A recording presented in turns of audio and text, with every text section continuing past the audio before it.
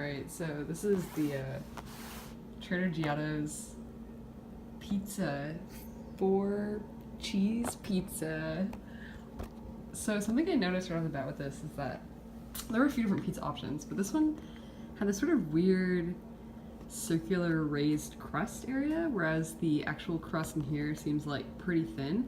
So I don't know, I thought that was a little bit intriguing. The other ones had more of a gradual slope to the crust poofing up, but this one very immediate, so I thought that would be interesting to see. Something to note about this is that it's got 4 cheeses in it, and it has some suggestions that you drizzle olive oil over it, but I'm gonna do something else. I'm gonna like add some mozz and some baby broccoli. Don't look at that. We don't need that. Yeah, alright, so let's open this thing up. So something to immediately notice with this pizza is that, unlike the picture, the kind of intriguing raised vertical crust, there's actually like really none of that going on here, so it's kind of false advertising. I think it's probably better that that's the case, but it is it's a little bit misleading. I was kind of looking forward to like some sort of weird something going on there, but that's not really happening here. So yeah, let's get this thing open. Is that you got this sort of, I don't know, these bumps, they're just like, there are 4 cheeses in here. You obviously can't expect them to like blend perfectly, but I'm a little bit hesitant just because of some of the texture here going on with the cheese. I'm not so sure. I think that's usually the sign of a not great cheese, but who knows, once it's in the oven it might be a little bit different. Alright, so I've gone ahead and added some fresh mozzarella and broccolini in here. I don't know if it counts as a 5th cheese, if the cheese is the same as one of the other 4 cheeses that was already on it, except it's added at a different time. So I'm just going to go ahead and call this a 5-cheese pizza. So we got 5 cheese, 1 veg. Let's get this in the oven. Alright, you've got the pizza in there. Always put it right on the rack, regardless of what it says. Never put it on a sheet, but alright, it said 425, but you know. Alright, so it's going to go in there for 8 minutes. We're gonna do 9 because we want a little extra crisp. So yeah, let's check back in 8 minutes.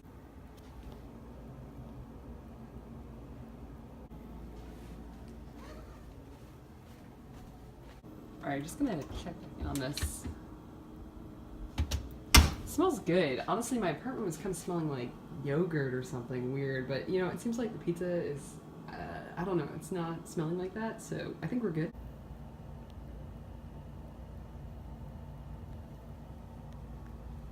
Alright, so like I'm getting beeped at here, but I don't think that's ready at all. So we're gonna do like another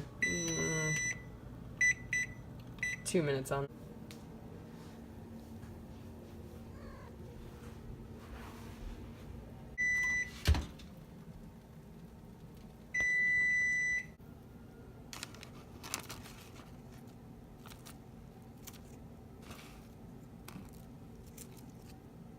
Per the pizza instructions, I'm gonna drizzle a little bit of TJ's olive oil on here. Alright, get some black pepper as well.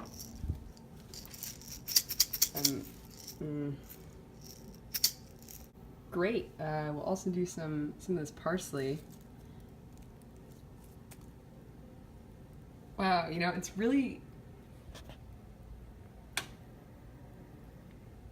coming together.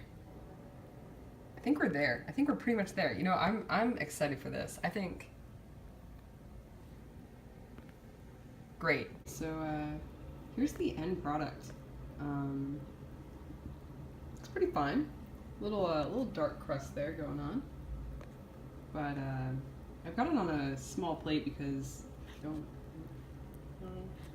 got it on a small plate because I once heard that if you like put your food on a small plate, you might think that you're fuller than you are or something. You like trick yourself into thinking that you're full. I'm probably gonna eat that whole pizza anyway, but you know, it's like worth a shot. Yeah, so let's dig into this thing. Alright, so I just ate a slice of this, and the first thing I noticed was just that kind of taste of not great tomato sauce. Like, you know when you can kind of taste it and you're like, I think this could be like not great.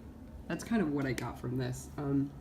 The thing is that the cheese sort of covered up that a little bit, so it wasn't like a super strong, mediocre tomato sauce. The other thing I noticed is that while the crust is pretty crunchy, it's like that's some crunch going on in there. The actual bottom crust is not very crunchy, even though it's right on the rack in the oven. It was a bit more chewy, which is like better than, I don't know, it's, you know, it's not, it could have been a little bit crunchier. I don't know why it didn't crisp up more. Maybe it could have gone in there a little bit longer.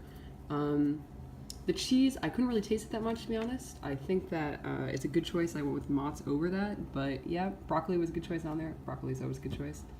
I'm just thinking, overall, I think I'd rate this pizza like a,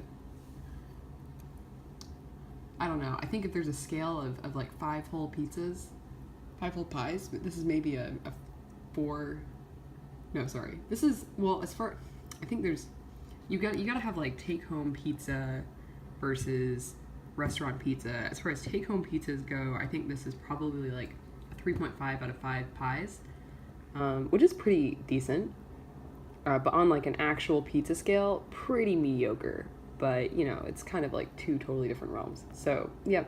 All right, so that was my review of Trader Joe's pizza.